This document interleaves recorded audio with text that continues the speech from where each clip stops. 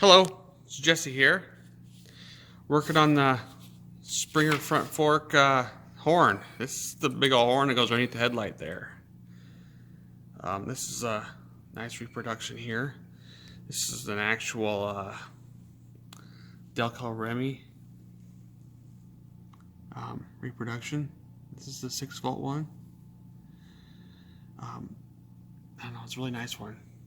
So this is the actual correct mounting hardware and mounting style pieces that are for the 1940, 36, 37, 38, 39, I believe 40, 41. I think because in 42 they went to that different bracket that I was talking about with the headlight. So, and then you can see here on the 42s, see how the bracket's different here, and the bracket's different in this picture. And so this is the earlier horn here, but this is the wrong bracket here again. So this is the bracket I needed, 36 through 41. And then the lower bracket was the same on all. But anyway, kind of gets sandwiched together, this rubber piece here. This nice metal piece here. According to the Palmer book, these screws here are supposed to be cadmium plated, which they are. Nice round head cadmium plated screws with cadmium plated nuts on the back.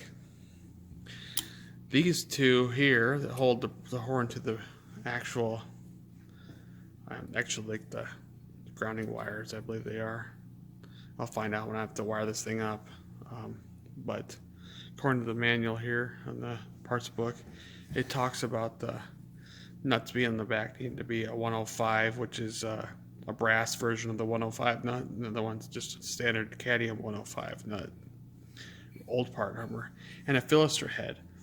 See how this head is taller and compared to the round head. This is a Philister head, slotted screw. Hard to find also. You can't just find cadmium stuff and this style screws at your regular hardware store. You gotta kind of search for this stuff and buy it. And then there's the metal brackets back here that hold this horn onto here. This mounts on the spring fork in the back there. Wires come through this hole here. And then this is back here sandwiched together too with three metal pieces here that look like this one, and it has two plates which holds onto the lower horn mount, which actually bolts right up to the fender. And again, round head, slotted cadmium nut up screws. So then when it's hanging there, it hangs like this. This piece here comes underneath the fender. It comes up to the bottom. According to the pictures, these screws are supposed to be a round head and Parkerized. So I got that stuff here. And then just go into there like that. So I'm just kind of like preparing this stuff so when I get my front end all put together here, I can just like start putting this stuff on.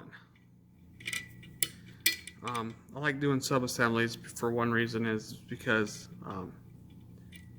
the unit pretty much most of the time goes on as a complete unit.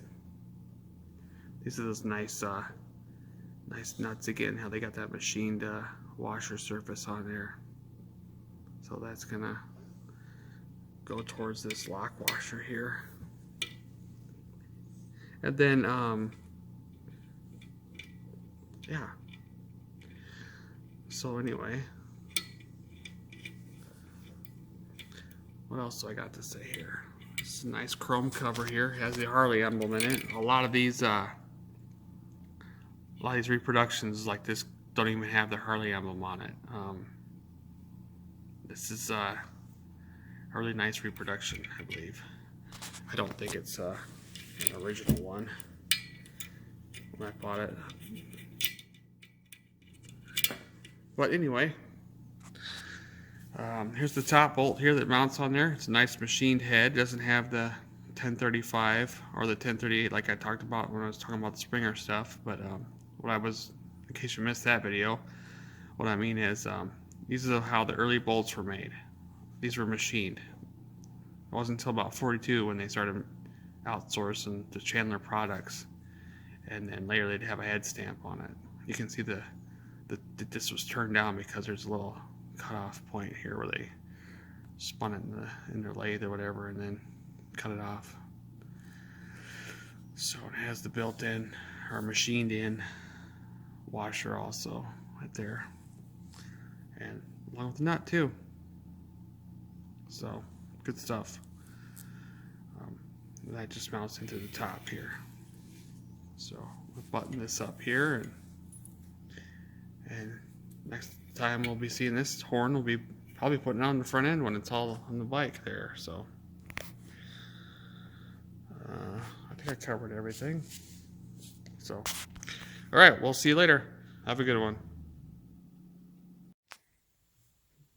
Here is some parkerized stuff. I didn't really talk about parkerizing much, but this is something else you just can't find at a hardware store. Parkerized bolts and nuts and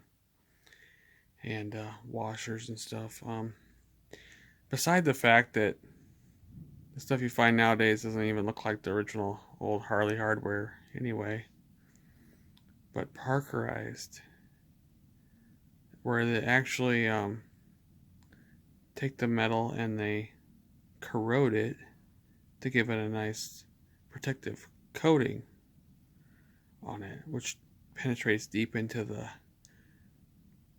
steel itself.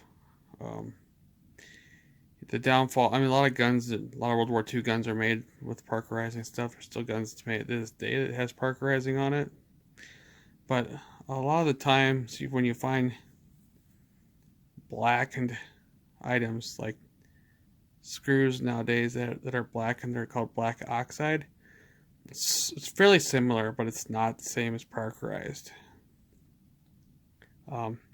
Black oxide coating doesn't penetrate into steel as deep as the actual true parkerizing does.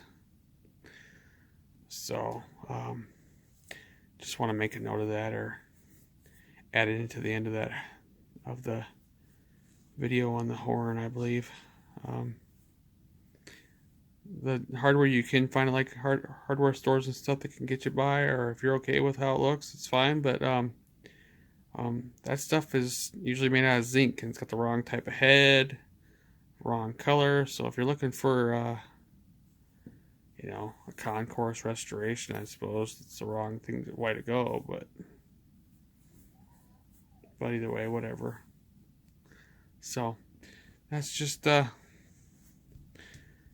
guess that's just all I gotta say about the parkerizing. I'll probably mention it again on other items that you'll be seeing as I put this bike together. It has parkerizing too. So, but anyway, so I guess until next time, we'll see you later, and hope you enjoyed everything, and stay tuned for more progress here on our project here. So thanks for watching. See you again soon.